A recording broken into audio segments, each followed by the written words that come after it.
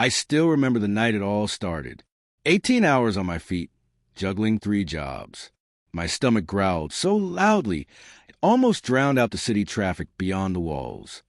I opened the door, not expecting a feast, just a plate, something to show the woman I had sacrificed everything for that she cared I was alive. But there she was, stretched across the couch with her sisters, laughing at some trivial show, buttered popcorn scent filling the room. Her hand dipped into the bowl, never once glancing my way. "Dinner?" I asked, my voice cracking from exhaustion. She didn't even look at me, flinging her words across the room like they were garbage. "You're an adult. Cook for yourself. I'm not running a restaurant." And they laughed, all 3 of them, as if my hunger, my loyalty, my sweat and pain were nothing but a joke. That night, something inside me shifted. Not immediate rage, not fire, but something colder, something patient. We hadn't always been like that. I had believed in her once. In us, I worked days, nights, weekends, pouring everything into building something real, something lasting. Every paycheck went to the bills, to her comforts, to the future she promised we were chasing. She said she'd keep the home while I carried the weight outside. I thought it was a partnership. I thought she was my anchor. But anchors can drown you too. The small signs began to make sense after that night.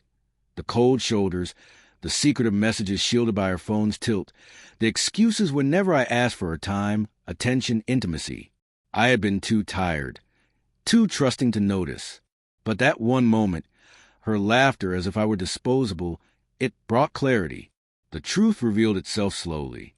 A new perfume lingering on her skin. A missed call flashing on her unattended phone. A name I didn't recognize. I didn't confront her right away.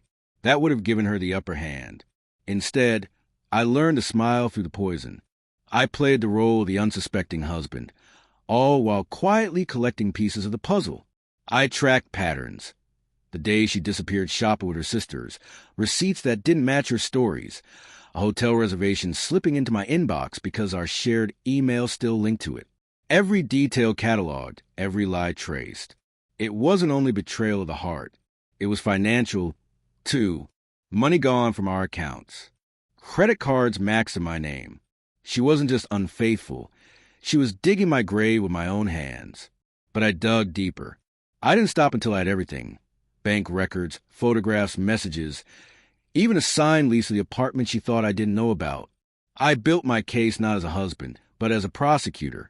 Then I planned, quietly, methodically.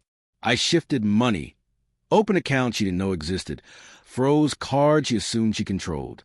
I met with a lawyer, set documents in motion, diverted paychecks beyond her reach. I began cooking for myself, not just meals, but freedom, one deliberate step at a time. She didn't notice at first. Why would she? She thought I was blind, beaten, broken, too loyal to leave. She underestimated me. That was her first mistake. The plan unfolded in stages. Stage 1, exposure. I left a folder of evidence on the kitchen table one night. Thick, heavy, undeniable. I said nothing. I let her find it, let her feel the weight of her own lies. The silence that followed when she realized I knew. That was music. Stage 2, extraction. While she scrambled for explanations, I made calls. Landlord Banks, my lawyer.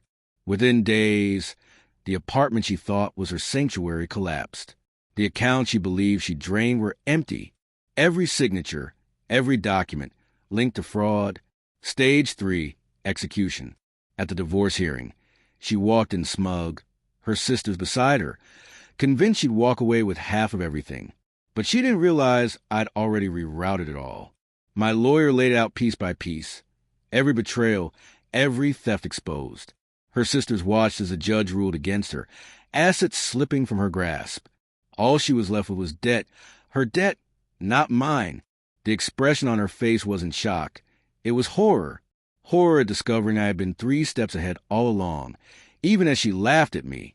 The aftermath was swift. Her family turned. Her sisters, once accomplices in cruelty, distanced themselves when financial ruin hit them too.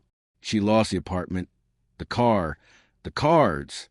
Even the man she cheated with disappeared when the money ran dry. I walked away clean, account intact, name clear, freedom preserved. Sometimes I remember that night, her cold, dismissive words. Cook for yourself. I'm not running a restaurant.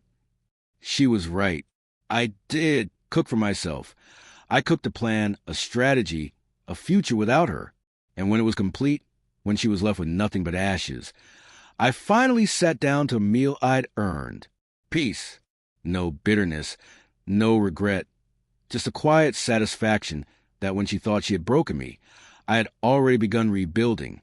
She mistook my silence for weakness, my patience for blindness, my love for dependency. Now she knows better.